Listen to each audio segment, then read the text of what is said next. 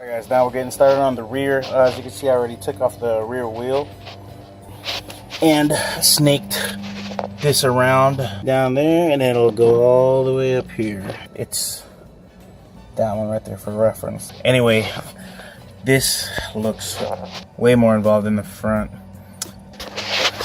This is gonna be fun. This bolt, I remember on the older ones, still the same. So accessing that bolt, there's the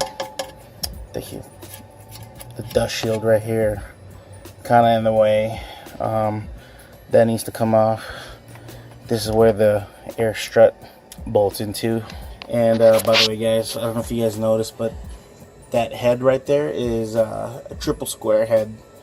So if you guys don't have a triple square to put in there while you're loosening the nut on this other side, you can't really see it, but this thing's just gonna keep spinning. So it's a triple square. I think it's a triple square 12. I think this link has to come off too, just so we can have a little bit of wiggle room.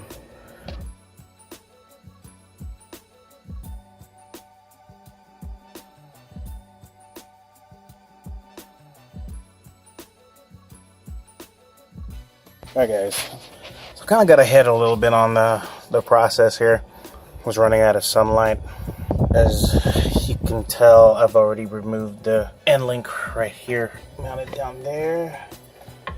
So move that sucker up. I removed these nuts already.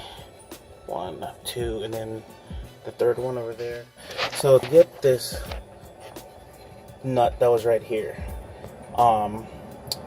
first things first, what you gotta do, you have to take the caliper off. First 1, 2, and then there was a 12mm bolt that went through on the control arm down here, and then the nut was a 21 here. So 12mm head, Allen head, and 21 right there.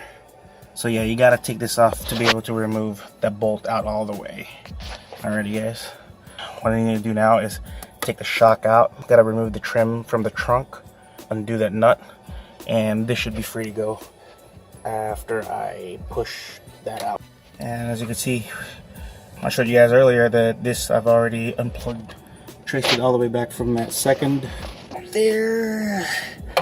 Alright, so I've already loosened this nut. So now what we're gonna do is go into the trunk. We're pretty much gonna be the same on each side. There's a little trim right here. It's just a screwdriver. Just pop that rivet out, and that one, and pretty much just tug on it. Pull all the way to the back. Pull until actually the front of this over there was behind that. So you just gotta like yank it. Fold it right here. Expose the stud, and as you can see, I've already taken off the nut. So from there, what we're gonna do is right here, we're just gonna pull that out. If it doesn't pull out easy, just like this, it's not pulling up, what you gotta do is just turn that bolt as if you're loosening it, and it should come right out. Or if you have a punch, but you gotta be careful not to mess up the thread. So you want the punch to be a little bit bigger than that tip.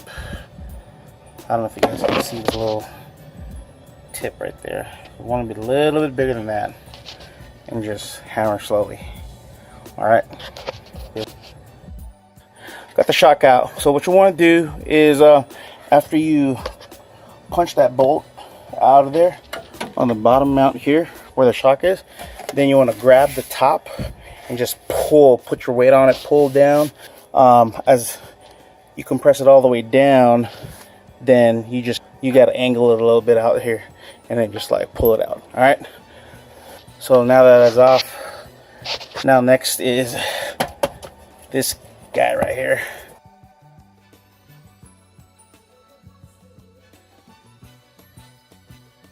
Next is this air bellow. All you gotta do is just already loosen this nut, pull this guy out.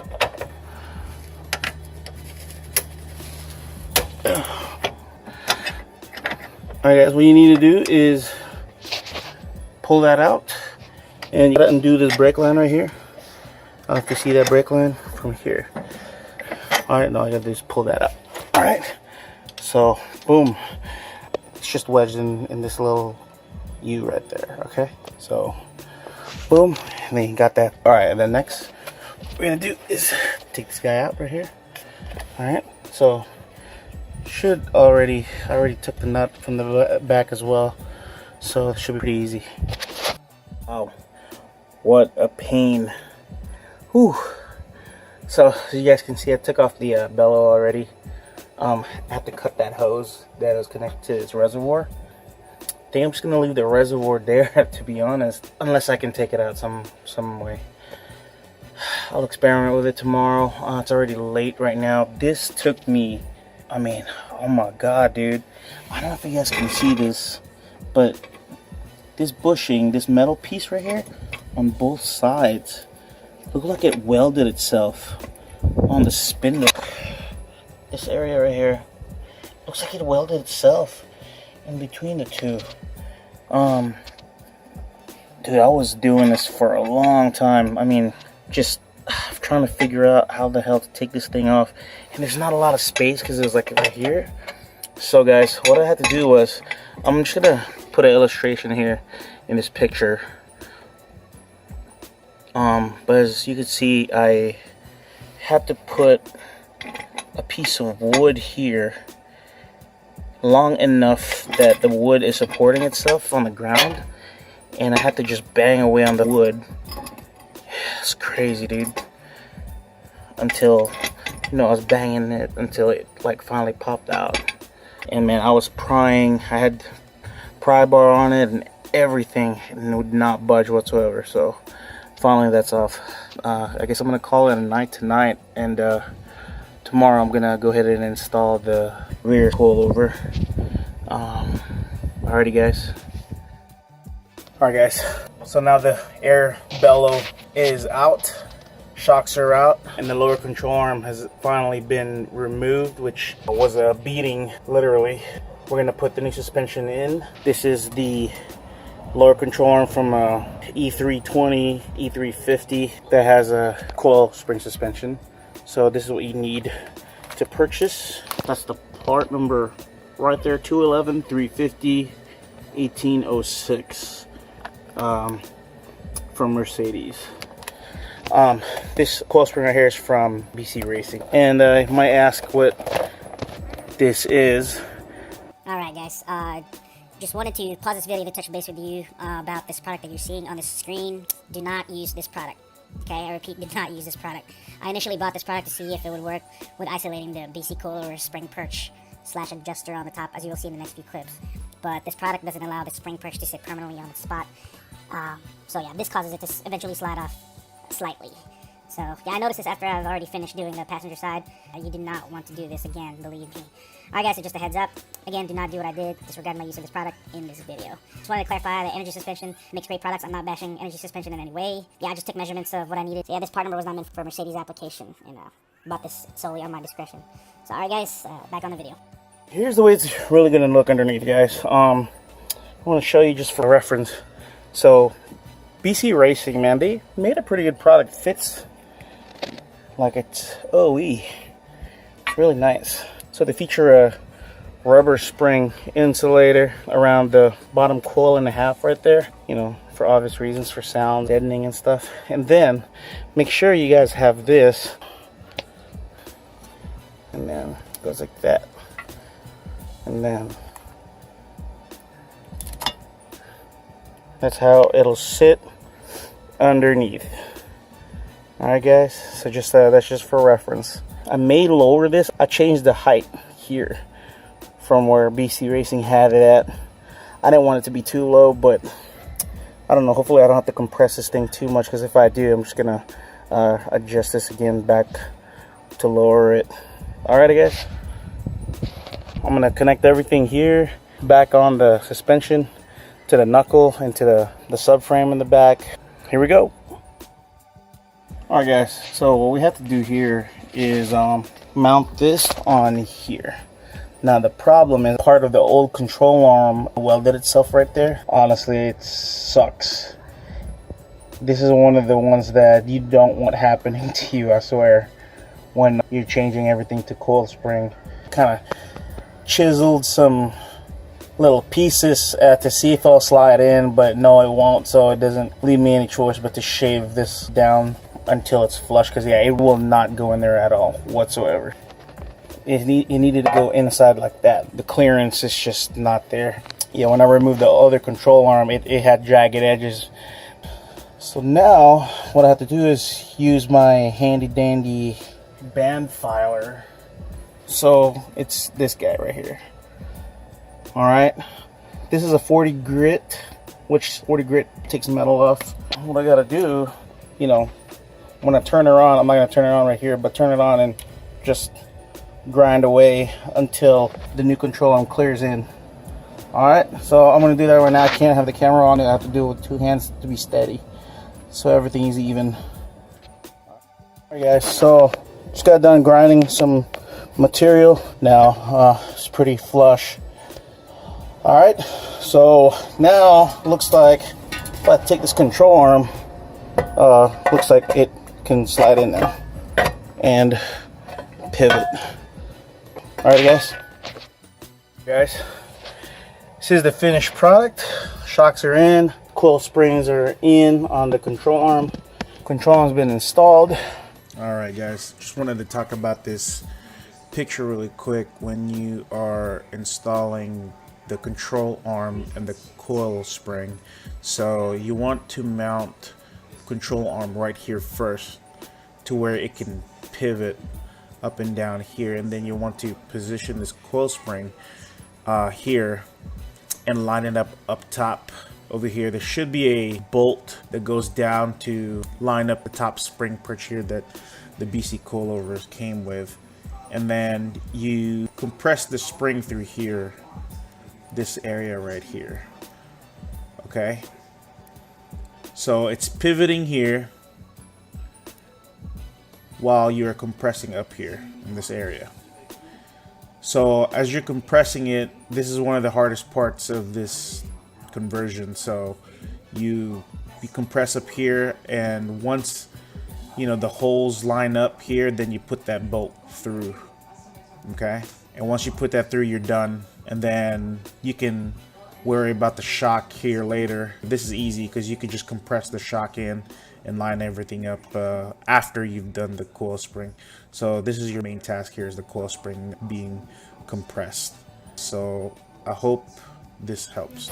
So tying those both, the nuts on the other side. This one, it didn't matter. Just put the bolt for the other side and then put the nut here, and then nuts right there, bolts on the other side of the spindle. Just a tip, jack it up right here after everything's been mounted, just loose. Okay, jack this bottom piece up, put some tension on the suspension, and then tighten them. Alrighty, guys, otherwise if it's down like this and you start tightening these, then once you put it on the ground, it's gonna flex all those bushings and twist them up, so it's gonna have premature wear on the bushings on the lower control arm. So you have to do it properly. Normally you actually put the car down. If you have a 4-post lift, the car's down, and then you tighten them with the load being on the tire. So since the wheel and tire is not on, you jack this up, put some tension a little bit, go up, and then start tightening these. So after you got everything tightened, guys, just put back the rearward upper control arm, which goes in there, and then it mounts up here, and then this guy, which is the sway bar end link, just goes in there, right through there. And put the caliper back on right here. Put this on back on there. It's just the 2 bolts, and then put this back on there for the sensor on the brake pad when it wears out. So just hook that up on there. Got everything buttoned back up.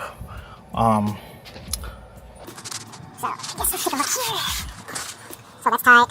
Control arm to the subframe's tight. This is tight. Control arm to the knuckle tight. Sway bar end link to spindle tight. And she sits very nicely up on top over there. And yeah, ready to rock. So now all we gotta do is put back the fender liner, and we're done with this side. Fender liner back on, as you can see. So just tying these up. All right. Right there, and yeah, that's pretty much it. It goes back in pretty easily. All you got to do is really push it up into place, and then just tuck it in behind the fenders here, and that's it.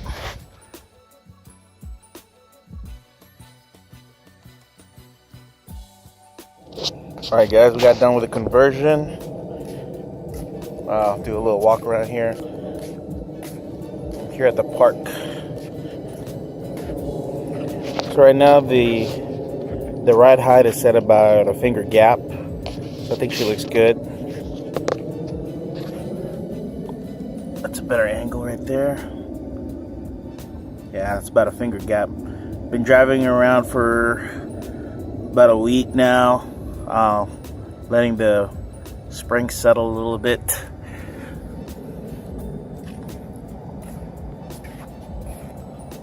So yeah, there she is. I think she looks good. Not too low, not too high, about a finger gap. If you like this tutorial that I did on this E500, hit the like button and subscribe. If you guys have any questions, concerns, suggestions, leave a comment below. And yeah, thank you guys for watching. I guess I'll see you guys on the next video.